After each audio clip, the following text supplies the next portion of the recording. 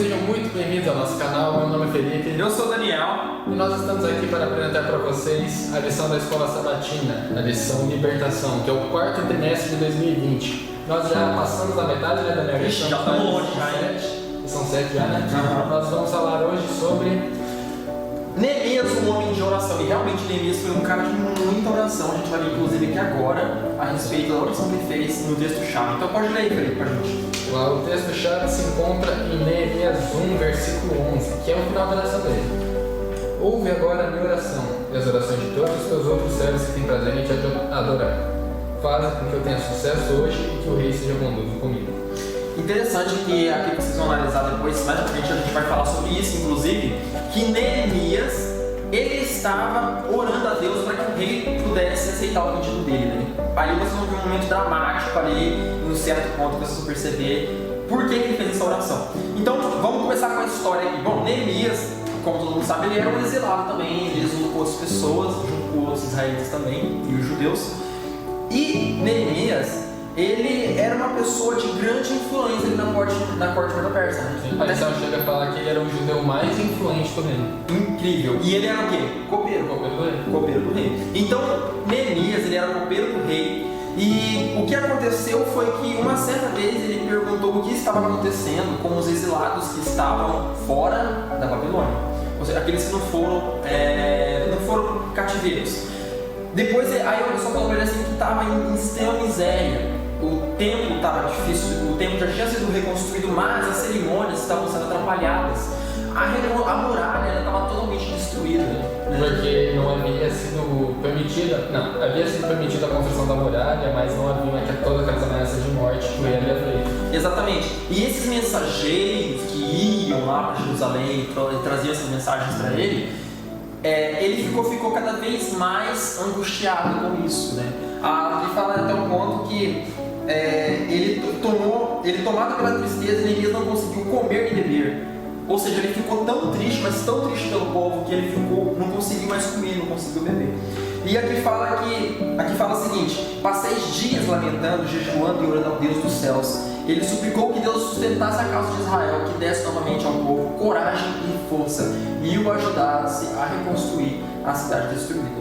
Neemias, então, ele decidiu que ele iria lá ajudar a reconstruir as muralhas, né? Só que ele precisava de uma coisa, da autorização do rei. Ele precisava dos recursos que viriam do rei. Então foi aí que Neemias começou a pensar na aprovação do rei. Será que o rei gostaria disso também? Ele ficou nessa dúvida.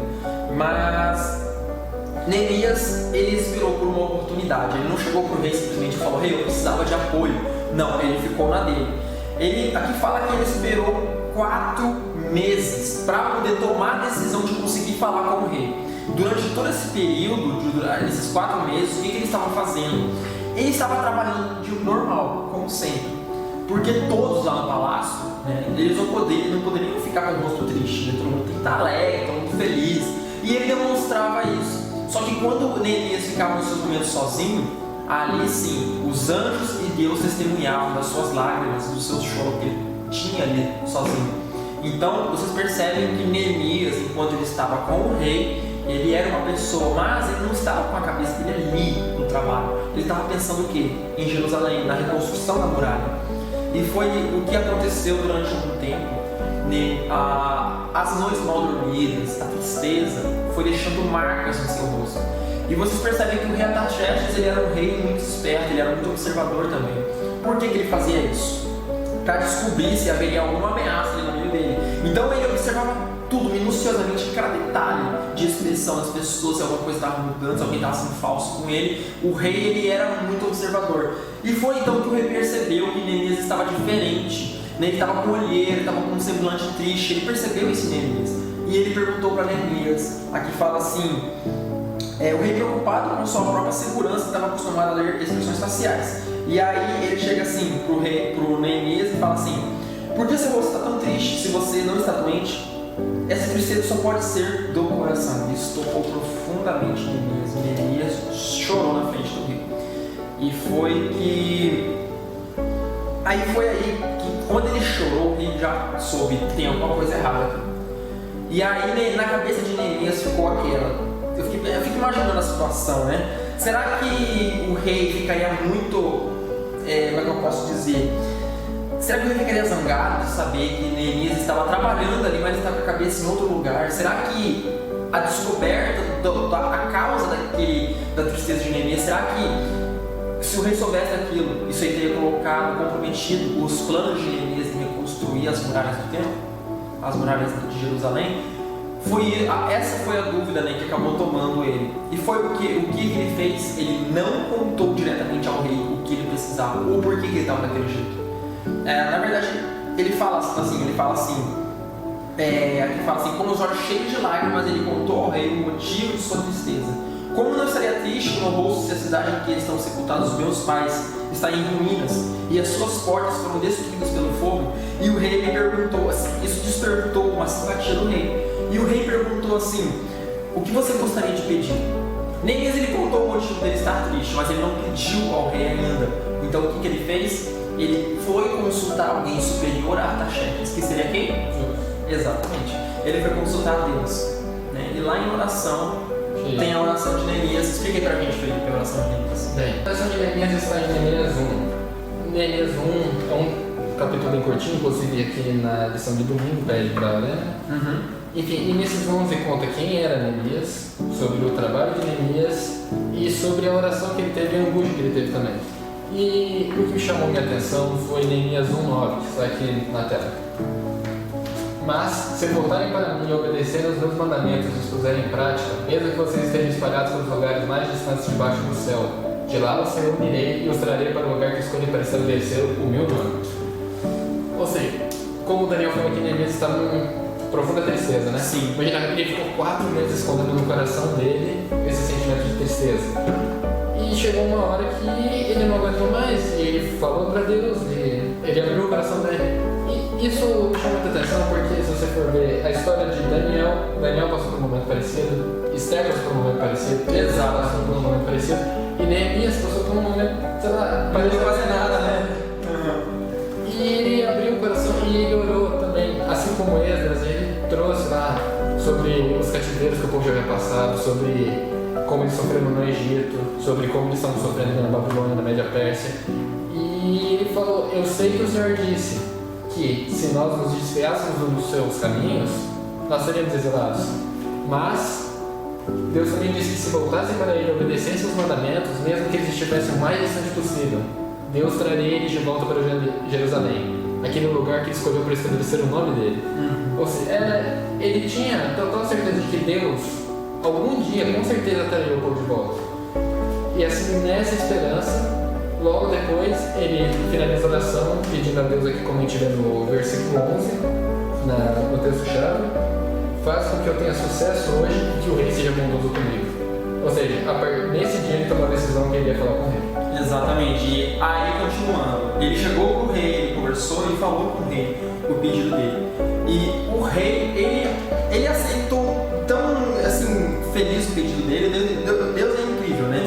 Quando ele chegou para o rei e ele contou ao rei, o rei aqui fala no livro que o rei recebeu seu pedido com tão boa vontade que Neemias, inclusive, se sentiu motivado a fazer um novo pedido para ele. O que ele fez? Ele chegou para o rei e falou assim: rei, eu precisava de alguns exércitos, alguma segurança para poder demonstrar autoridade ali para os povos pagãos. Não que ele estava correndo risco de vida. Eu acho que assim como ele também tinha confiança de Deus. Claro, com certeza. E mais aqui fala que ele pediu uma escolta militar para ter a dignidade e a autoridade. Porque os povos pagãos, gente, eles não acreditavam no poder de Deus. Eles não sabiam, eles não temiam a Deus. Então, quando se colocava ali, ele falava em Deus, eles davam risada, eles não zombavam nele, inclusive. Foi o que aconteceu lá no templo de Jerusalém, por isso que estava atrapalhando o povo. O decreto que o rei Dário tinha dado, que seria empalado alguém que atrapalhasse a reconstrução, não que atrapalhasse as cerimônias, não que atrapalhasse a reconstrução da muralha. Então é por isso que o povo ele usou uma estratégia de poder atrapalhar de outra forma, ou seja, Satanás, né? Não o povo. Então vocês percebem que quando Neemias ele esteve ali pedindo esse pedido para o rei Artaxerxes da escolta militar, ele estava querendo mostrar para os povos pagãos autoridade, porque os povos pagãos não iam respeitar ele Se ele falasse assim como os samaritanos e os povos só pararam depois da ameaça de serem empalados vivos. exatamente, né? Então vocês percebem que tem que ter uma. Às vezes é necessário a gente agir como? Com responsabilidade, agir também com inteligência. Não adianta só falar, pega, segura na mão de Deus e vai. Não é assim também. Nós temos que fazer a nossa parte também. Exatamente.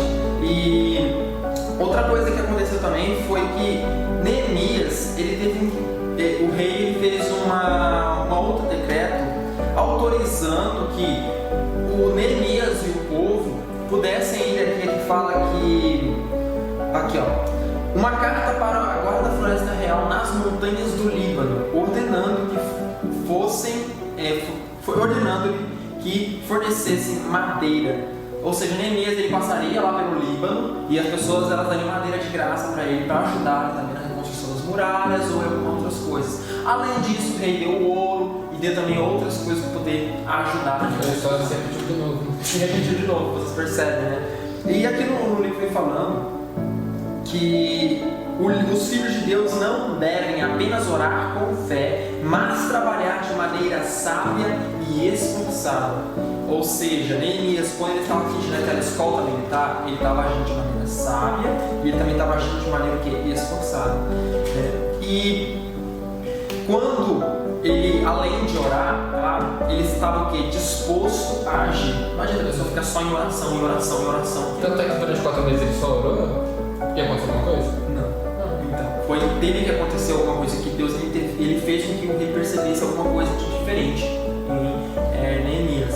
Né? E então, uma coisa que eu achei muito interessante nessa lição foi que vocês percebem a todo momento que na correria da vida, quando a gente é esmagado pelos problemas, pelas preocupações, a gente pode ter quem confiar em Deus. Neemias ele confiou em Deus e ele conseguiu chegar aonde ele queria.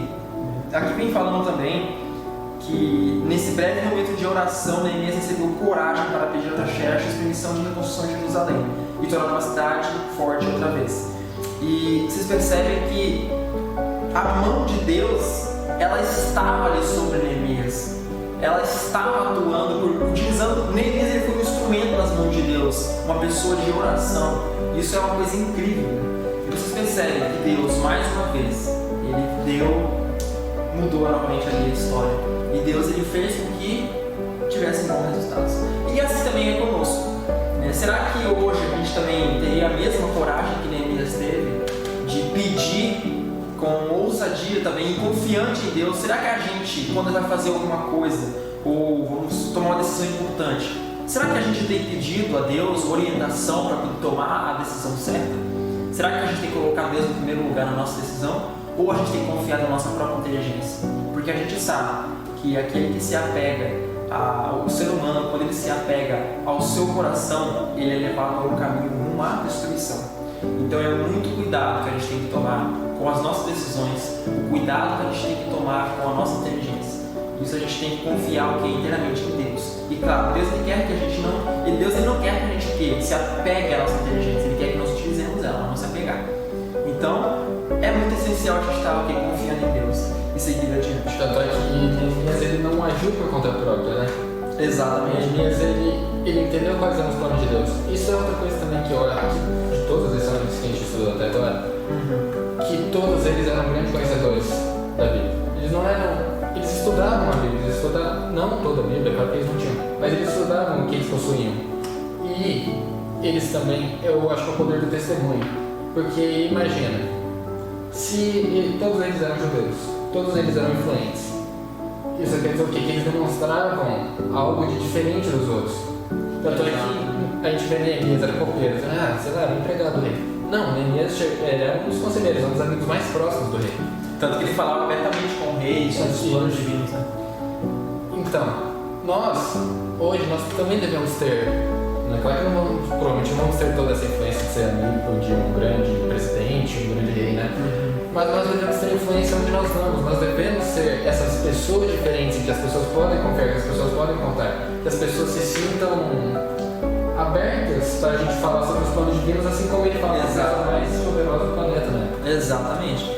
Uma coisa que eu achei muito interessante nessa lição foi que Neemias ele não só pediu ajuda ao rei. Outras pessoas pessoas pagãs que ofereceram ajuda, ele aceitou ajuda, no sentido de recursos. Aqui no livro fala uma coisa muito interessante, que é: os que trabalham para ele devem sair em busca desses recursos, pelos quais a luz da verdade irá a muitas terras em trevas. Pode ser que os doadores não tenham fé em Cristo, nem estejam familiarizados com a sua palavra, mas não há motivos para que as suas doações sejam recusadas. Uma forma interessante de você também testemunhar é de você receber ajuda e você retribuir aquilo também, ajudando aquela pessoa.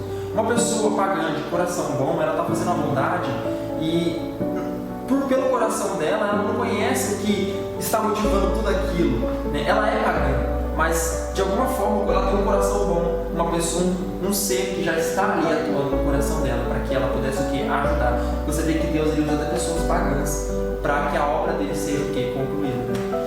E, bom, a gente pode perceber então aqui por meio dessa lição que nós também devemos e podemos ter fé em Cristo, se apegar a Ele sempre nos momentos difíceis, assim como Neemias fez. E eu queria ler uma frase aqui do Victor Hugo, que está na lição, lá na sessão Com Outros Olhos, que fala assim: aqueles que sempre oram são necessitados para aqueles que nunca oram. E aqui do Max Lucado, que fala: um homem que quer reger uma orquestra precisa dar as costas à plateia. Interessante essas frases dele. Porque Neemias, em nenhum momento você vê Neemias falando com o povo, né? Tipo, mostrando glória para si. Outra coisa é que Neemias, você vê que Deus ele confortou o seu povo ali, né? E Neemias significa Deus confortou. É uma coisa interessante que ele fala aqui da lição de terça, que ela vem trazendo. E são outras coisas mais também que a gente percebe quão profundo é a história da Bíblia que Deus ele deixou para nós escritos, para que pudesse mudar as nossas vidas. E assim como Deus ele usou Neemias para confortar o povo dele, Deus ele usa outros meios também para confortar o quê? A sua vida e levar você mais para perto dele. E antes de terminar, eu gostaria de fazer uma oração. Então, vamos fazer uma oração. Oremos. Santíssimo Deus, aqui estamos nós, Senhor, que nós possamos, Pai, por meio dessa lição que nós aprendemos aqui agora, se apegar ao Senhor, confiar em Ti, Senhor, e não consultar, Pai, pessoas que são inferiores a Ti, mas consultar o Senhor, e que o Senhor possa estar sempre à frente das nossas decisões, que o Senhor possa estar sempre à frente do nosso destino, que o Senhor possa nos confortar, Pai, nos momentos difíceis e nos ajudar a confiar em Ti cada vez mais. É isso que nós te pedimos e te agradecemos em nome de Jesus. Amém. Então, gente, fica com Deus. Nós vamos ficando por aqui. Não se esqueça de deixar o seu like. Não se esqueça de se inscrever também, de ativar o sininho, né, as notificações. Compartilhar com seus amigos também. É verdade, é muito importante compartilhar. E então a gente